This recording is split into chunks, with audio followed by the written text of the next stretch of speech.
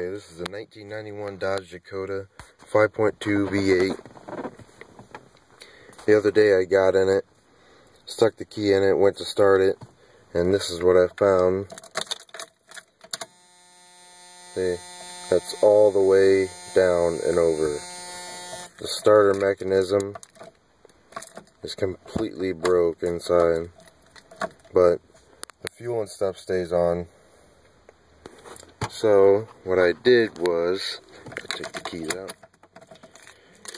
I hacked in the wires that go to the ignition, and I made a push button start down here.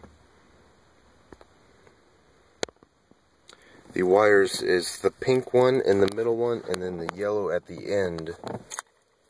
You just tap into those and then short them out together, and then the starter works.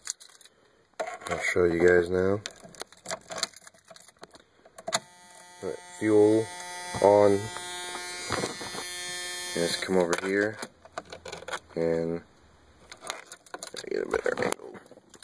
Just come over here and press the button and it fires right up.